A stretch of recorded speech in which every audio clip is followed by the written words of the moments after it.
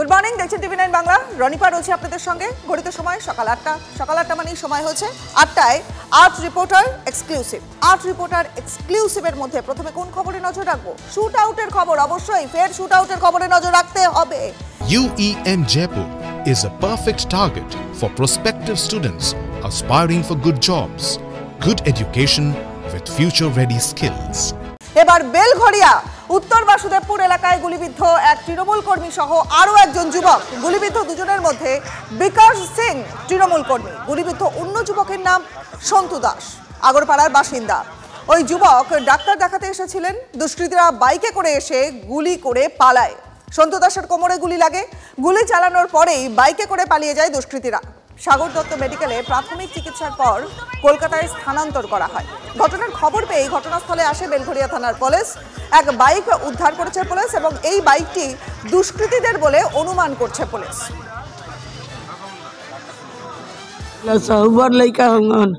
সন্ধ্যাবেলা ডিউটি গেছিল? হ্যাঁ, খাট মারে গিয়েছিল 6:30টার সময়। চা খাচ্ছিল ওখানে? হ্যাঁ, 4 নম্বর চায় খাইছিল। কে গুলি মারলো? আমি তো জানি না, আমি তো ঘরে ছিল। কারোর সাথে গন্ডগোল ছিল না? ও তো निर्मलाর সঙ্গে থাকতো।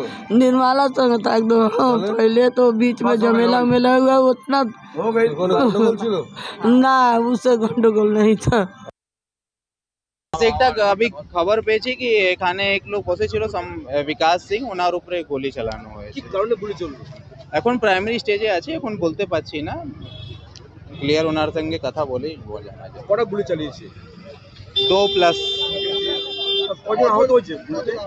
2 লোক আহত হয়েছে। সন্তু দাস সে এখন কেমন আছে? ও ভালো আছে, ওটা শুধু ওনার শুধু স্ক্র্যাচ টাইপের আছে। আচ্ছা, আর বিকাশ সিং এর কোথাও গুলি লেগেছে? মেবি স্টমাকে গেছে, হসপিটালে পাঠানো হয়েছে। মিনিমাম 2 লোক তো আছে। নিজের ওয়ার্ডে এমন দুষ্কৃতীরা যে তা নিয়ে ক্ষোভ প্রকাশ করলেন, সরব হলেন খোদ কাউন্সিলর। গুলিবিদ্ধ তৃণমূল কর্মীকে দেখতে আর্জি করে যান কামারহাটি পৌরসভার কাউন্সিলর নির্মলা রায়। আতঙ্কে কাউন্সিলর তিনি নিজেই খুন হয়ে যাওয়ার আশঙ্কা প্রকাশ করছেন। এর আগেও ওয়ার্ডে এই ধরনের ঘটনা ঘটেছে বলে অভিযোগ করছেন কাউন্সিলর। পুলিশ বা উচ্চতর নেতৃত্বে জানিয়ে ফল হয়নি বলে অভিযোগ। বিষয়টি মুখ্যমন্ত্রীকে জানাতে চান কাউন্সিলর। আমারও ভয় আছে যে আরো যেন কারো ক্ষতি না হয়। আমার দলে না, দেখুন অ্যান্টি সোশ্যাল কারো দলে হয় না। ওতে যেদিকে লাভ হবে সেই দিকে যাবে। মদত দেখুন, কিছু কামাটি ছেলে আছে আর কিছু খর্দা ছেলে আছে। তো আমি এর আগে অনেক হাইলাইট করেছি, কোনো ব্যাপার কিছু হয়নি। এই জন্য আর আমি মুখ খুলতে চাইছি না। আমি কাউন্সিলর হতেই পারি, কাউন্সিলর কি মার্ডার হয় না? কাউন্সিলর 8 নম্বর ওয়ার্ডে কাউন্সিলর মার্ডার হয়নি? আপনি খুন হয়ে যাওয়ার আশঙ্কা করছেন? হ্যাঁ। পরে খবরে নজর রাখবো। দেখুন, খাস কলকাতাতে শাসকের কোপে একজন যুবক, চপারের কোপ রড দিয়ে মারধরের অভিযোগ উঠছে। শারিক আমান নামে এক যুবক 43 নম্বর ওয়ার্ডে বেশ কিছু বেআইনি নির্মাণ এবং কাজ নিয়ে প্রশ্ন তুলে ভিডিও বানিয়েছিলেন। তার অপরাধ এটাই, ভিডিওটা বানানো, এবং এই ভিডিও প্রকাশের পর থেকেই হুমকি ফোন পাচ্ছিলেন ওই যুবক। যুবককে ডেকে পাঠানো হয় ভিডিও ডিলিট করার জন্য। এরপরেই যুবককে বেধড়ক মারধর করা হয় বলে অভিযোগ উঠছে। কাউন্সিলর অনুগামীদের বিরুদ্ধে ধারালো অস্ত্রের কোপ দেওয়ার অভিযোগ। ওই যুবককে বাঁচাতে গিয়ে আরও বেশ কয়েকজন আহত হয়েছেন। যুবকের সঙ্গে যারা ছিলেন তাদেরকেও মারধরের অভিযোগ উঠছে। আহতরা অপরাধমূলক কাজের সঙ্গে যুক্ত, স্থানীয়রাই এদের মারধর করেছে বলে দাবি কাউন্সিলরের স্বামী। ফেসবুকে আমি বলেছে कि ए वार्डे अनेक इनलीगल कंस्ट्रक्शन होच्छे। हम लोग का मेयर साहब ने ये साफ साफ बोला किसी वार्ड में इनलीगल कंस्ट्रक्शन नहीं होगा।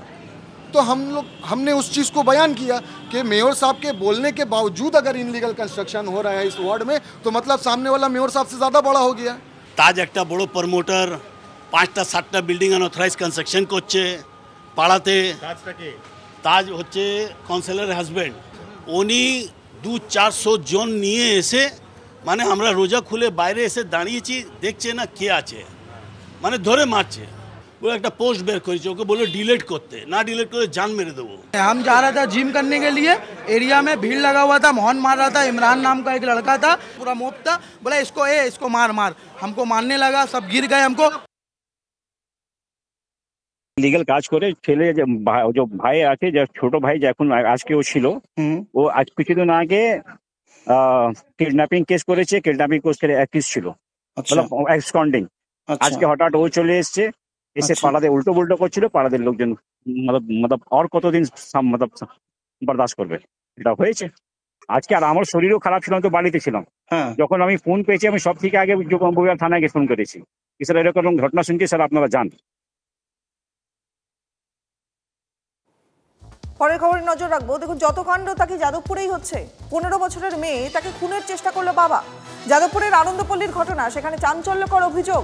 স্থানীয়রা দাবি করছে যে 15 বছরের মেয়েকে 3 তলার ব্যালকনি থেকে ঠেলে ফেলে দেয় বাবা।